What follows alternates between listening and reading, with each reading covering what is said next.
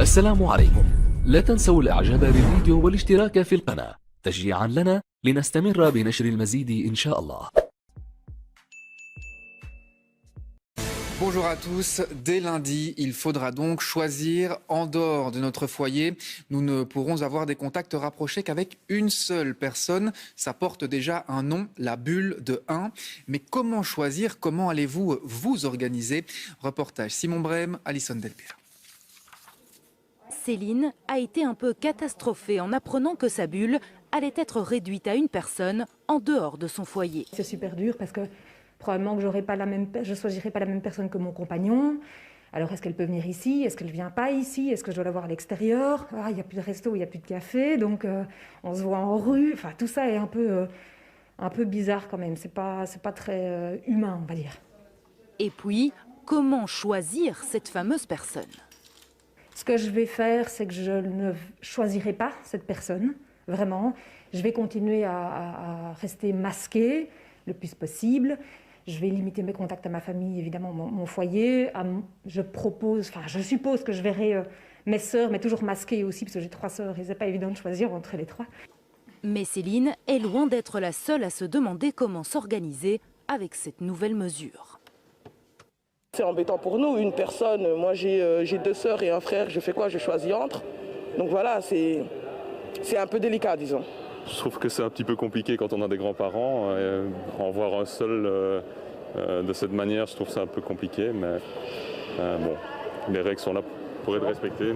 Et certains ne comprennent pas tout à fait l'utilité de cette mesure. Moi je pense que c'est un peu illogique et un peu trop aussi sévère par rapport à ce qui se passe, parce qu'ils ne sont pas là pour vérifier, ils ne sont pas là pour voir, donc il y a tellement de gens qui ne respectent pas que voilà, au final le corona il se propage quand même. Les bulles depuis quelques mois, on sait très bien que, enfin moi le premier, c'est très peu respecté, pas par mauvaise foi, mais c'est juste qu'on veut voir ses parents, c'est tout de suite 2 personnes.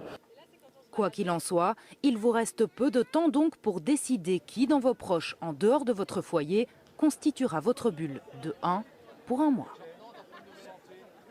Et depuis hier soir, l'une des mesures qui fait le plus parler, c'est la fermeture du secteur de l'Horeca pour 1 mois au moins.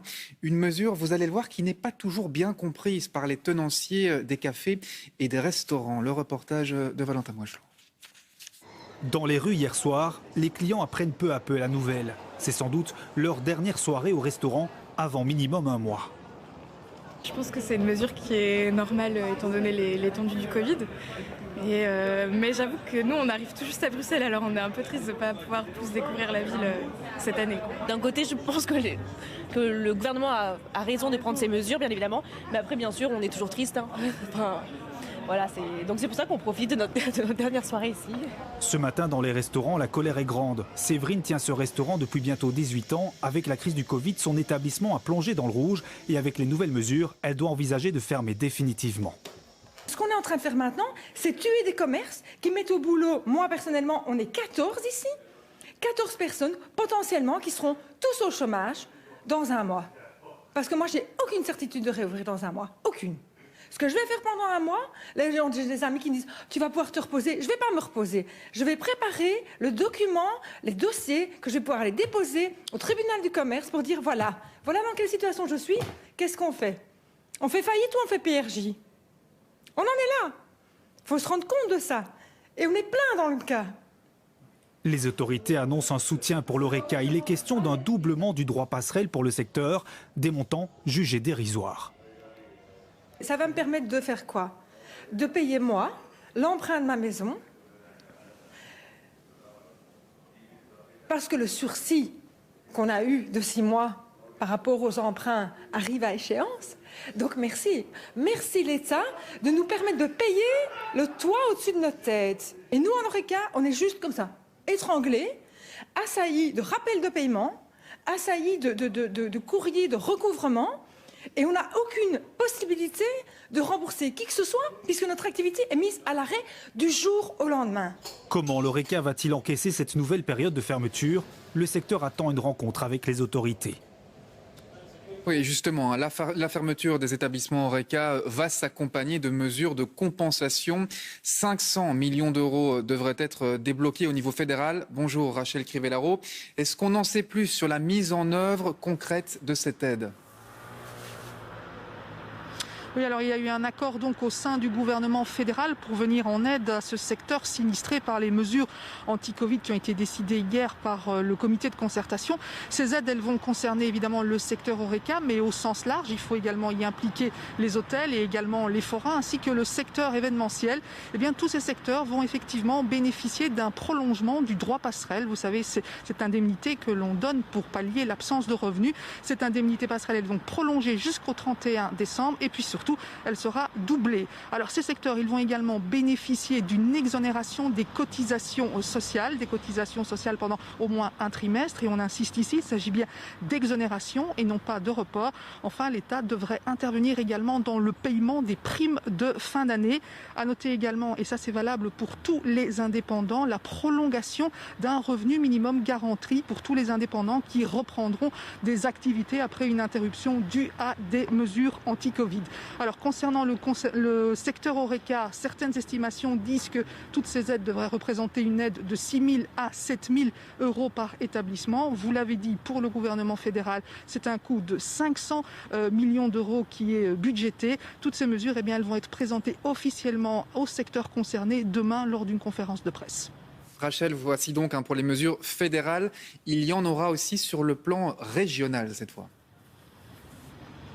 Allez, en principe, oui. Vous savez qu'à Bruxelles, la région a décidé de débloquer 3 000 euros pour les bars et les cafés qui ont dû fermer leurs portes suite aux décisions prises par les autorités bruxelloises en début de semaine. Il est question d'élargir ces indemnités, cette aide également aux restaurants.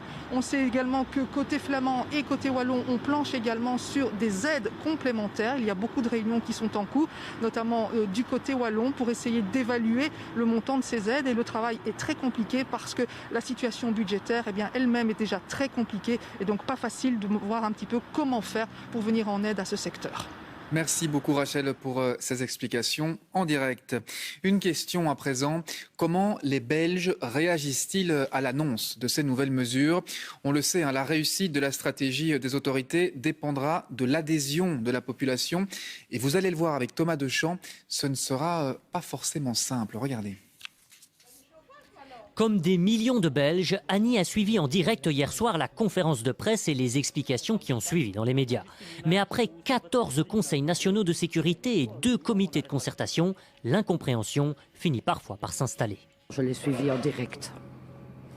Je n'ai pas tout compris. On ne sait plus vraiment sur quel pied danser au final. Donc nous on veut bien suivre, on veut bien faire tout ce qu'on nous demande de faire, ça c'est pas un souci.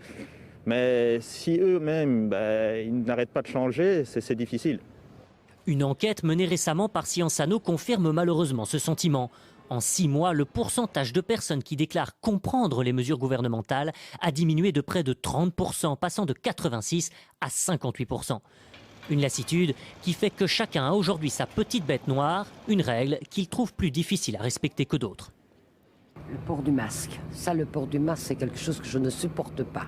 Je le mets parce qu'il faut le mettre, mais si on n'était pas obligé, je ne le mettrais pas. Et la limitation des bulles, par exemple, c'est assez compliqué de respecter le nombre et d'office, j'ai dépassé le télétravail. Moi, je suis en télétravail depuis le 16 mars.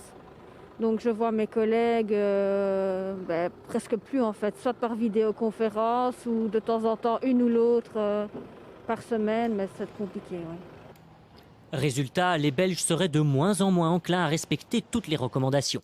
23% d'entre eux laisseraient parfois tomber les mesures d'hygiène, 41% la distanciation sociale et 17% ne resteraient pas forcément chez eux lorsqu'ils tombent malades. Pire, tous ces chiffres sont en augmentation, alors que ces règles de base restent la meilleure protection face au virus. Il faut le subir, rien à faire. C'est rien faire d'autre. C'est la seule solution pour sortir du virus, c'est de respecter les mesures qui sont données. C'est tout, rien à faire. Seule bonne nouvelle, le respect du port du masque est lui en augmentation et 9 personnes sur 10 déclarent se mettre immédiatement en quarantaine sur demande du tracing. Ce qui signifie tout de même qu'une sur 10 ne le ferait pas forcément. Hier, certaines auront un impact sur les marchés. Il sera désormais interdit d'y manger et d'y boire. Le nombre de personnes présentes va également être limité. Mais vous allez le voir, pas mal d'incertitudes demeurent. Reportage à Namur, Alexis Gonzalez.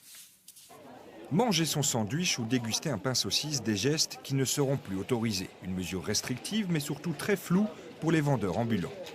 On recommence encore dans le même cinéma comme le premier confinement, monsieur. On est sur Namur aujourd'hui, on voit, il y a en sens, il y a en eau, les gens ont leur masque. Qu'est-ce que ça change? Nous, sur le marché, on a toujours imposé le masque. Et on est dur avec ça. Même les marchands le disent aux clients. Il y a du gel à aux échoppes, il y a de tout.